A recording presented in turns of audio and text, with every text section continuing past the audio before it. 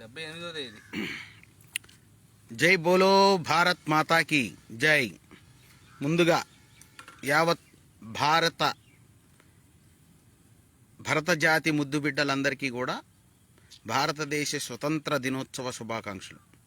77 వసంతాలు పూర్తి చేసుకొని 78వ స్వతంత్రంలో అడుగు పెడుతూ స్వాతంత్ర సమరం కోసం స్వాతంత్ర ఉద్యమంలో తమ ప్రాణాలు సైతం అర్పించినటువంటి ఎందరో మహానుభావులు, వారందరికీ కూడా వందనాలు, జోహార్లు తెలియజేస్తూ ముందు అందరికీ కూడా నూతన స్వాతంత్ర దినోత్సవ శుభాకాంక్షలు.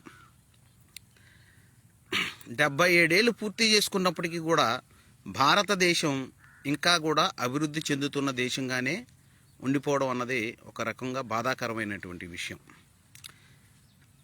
లక్షల కోట్ల బడ్జెట్, కొన్ని వర్గాలకు ఇస్తున్నటువంటి రిజర్వేషను, ఎన్నో పరిశ్రమలు ఇవన్నీ వచ్చినప్పటికీ కూడా భారతదేశం ఇంకా రోడ్లు లేనటువంటి గ్రామాలు, విద్యుత్తు లేనటువంటి గ్రామాలు, సరైన వైద్య విద్య అవకాశాలు, అటువంటి సదుపాయాలు లేనటువంటి గ్రామాలు ఉన్నాయి.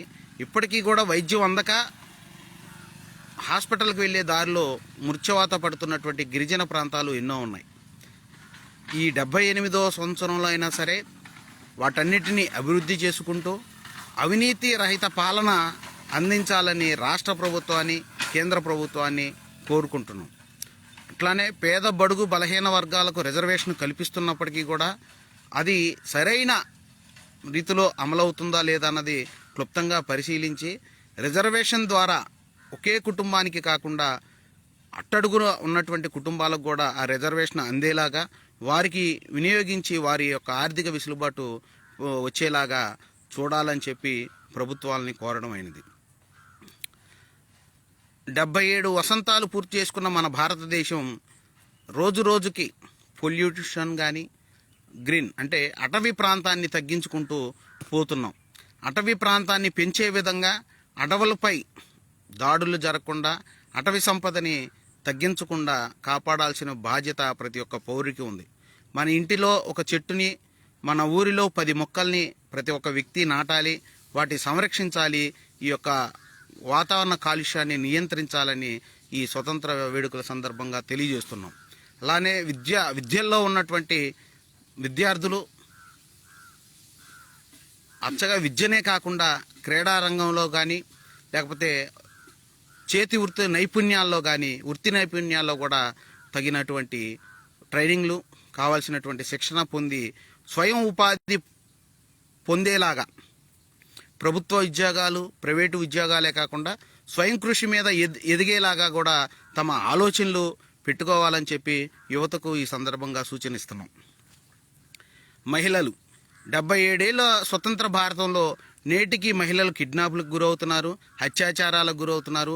ఈ మధ్యకాలంలో అయితే అత్యంత దారుణంగా విద్యార్థులపై ఉపాధ్యాయులు చేసిన దాడులు కావచ్చు, వృద్ధులైనటువంటి వాళ్ళు చిన్నపిల్లల మీద చేస్తున్నటువంటివి.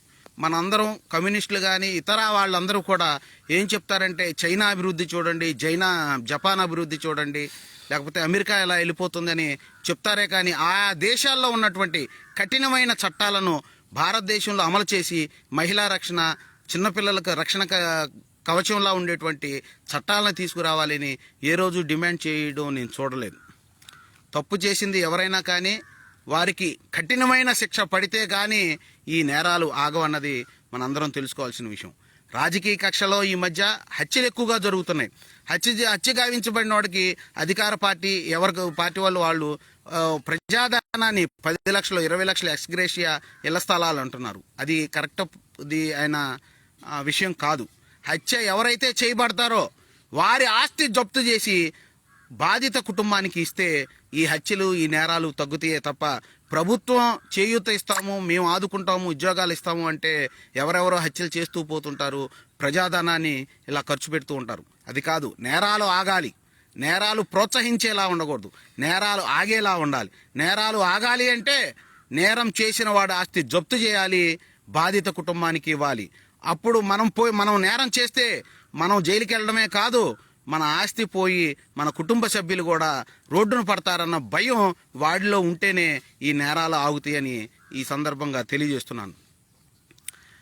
అంతేకాదు ఈరోజు అత్యంత నా ప్రాణమిత్రుడు, నాకు ప్రియమిత్రుడు అయినటువంటి పోలవరం అంజీ, అతనికి జన్మదిన శుభాకాంక్షలు తెలియజేస్తున్నాను ఈ లైవ్ ద్వారాగా. ఇప్పటికైనా ప్రతి ఒక్కరూ ఆలోచన విధాన్ని మార్చుకొని మన కులం కోసమో లేకపోతే వర్గం కోసమో పార్టీ కోసమో పనిచేయటం కన్నా మన చుట్టూ ఉన్న సమాజం కోసం, ప్రకృతి కోసం, భావితరాల భవిష్యత్తు కోసం ఆలోచనలు చేయాలి. ఒకరిని ఒకరు సహకరించుకుంటూ, చేయూతనిచ్చుకుంటూ, ప్రభుత్వానికి మన అవసరాలేంటో తెలియజేసేలాగా, ప్రభుత్వానికి ప్రజల్లో ఉన్న సమస్యలేంటో తెలియజేసేలాగా పోరాటం చేసుకుంటూ వెళ్ళాలి.